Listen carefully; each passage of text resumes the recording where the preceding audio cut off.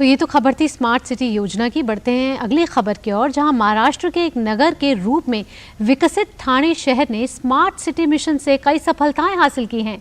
शहर की 3 झीलों और ठाणे रेलवे स्टेशन को अत्याधुनिक बनाने में स्मार्ट सिटी मिशन ने अपना योगदान दिया है। ICT के उपयोग से इस शहर ने नागरिक सुरक्षा सुनिश्चित करने में भी कामयाबी पाई है। ठाणे के CEO संदीप मालवी से बात की है हमारे सहयोगी धीरज कुमार ने। आइए देखते हैं। स्मार्ट सिटी के जरिए ठाणे शहर में कई महत्वपूर्ण कार्य हुए हैं। क्या क्या प्रगति हुई है उस शहर में, इस मुद्दे पर बात करने के लिए हमारे साथ ठाणे के CEO मौजूद हैं। सर, जो अगर हम स्मार्ट सिटी ठाणे की बात करें तो क्या क्या ऐसा काम हुआ है जिसमें हम कह जाएं कि ये कार्य इस शहर के लिए बहुत बेहतर हुआ है? बेसिकली हमने 2 चीज़ों में जो डेवलपमेंट के, एक तो पैन सिटी इंडिया है जहां हमने इंटरनेट और डिजिटल प्लेटफॉर्म बनाया। ठाणा सिटी ऐसी सिटी है कि देश में पहला digital platform on the basis of Israel technology Thane शहर ने बनाया था। तो उसके बाद हमने जो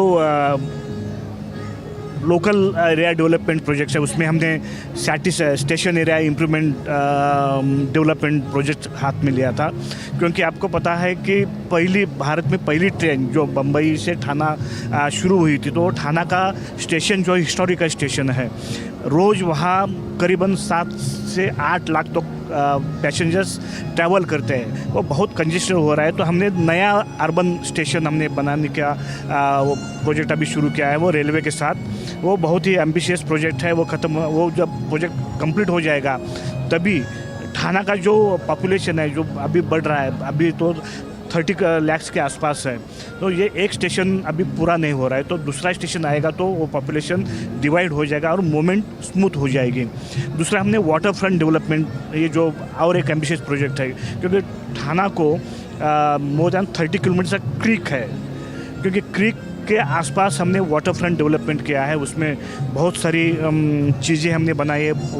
पार्क बनाए हैं हमने, गार्डन्स बनाया है, पार्किंग एरिया बनाया है, प्लेइंग एरिया बनाया है, स्पोर्ट्स एरिया बनाया है, और बहुत ही ग्रीनरी जैसा वाटर फ्रंट के हमने ज़रिए प्रोजेक्ट बनाए। ये ठाणा के देखी जाए तो बहुत ही इम्पोर्टेंट, ठाणा को आकर्षित करने के लिए बहुत अच्छे प्रोजेक्ट्स हैं। जो आने वाले दिनों में शहर की आबादी बढ़ती जा रही है, तो एक शहर के लिए क्या क्या चुनौतियां हैं और उन चुनौतियों को दूर करने के लिए स्मार्ट सिटी के जरिए क्या क्या कार्य हो रहा है? इंफ्रास्ट्रक्चर बढ़ाना है। इंफ्रास्ट्रक्चर मीन्स ओनली बिल्डिंगें खड़ी करनी नहीं होती है, रास्ते बनाने पड़ते हैं, सीवरेज सिस्टम बनाना पड़ता है, लोकल ट्रांसपोर्ट बनाना पड़ता है। और लोकल ट्रांसपोर्ट आज के दौर में सबसे बढ़िया और चुनौती देने वाला ऑप्शन है। जब तक हम जो सॉफ्ट मोबिलिटी के बारे में नहीं सोचते हैं, इलेक्ट्रिक ट्रांसपोर्ट के बारे में नहीं सोचते, तो मुझे लगता है कि वो जो हम इन्वायरमेंट की बात करते हैं वो अधूरी हो जाएगी। ये थे हमारे साथ ठाणे के CEO संदीप मालवी, जिन्होंने बताया कि कैसे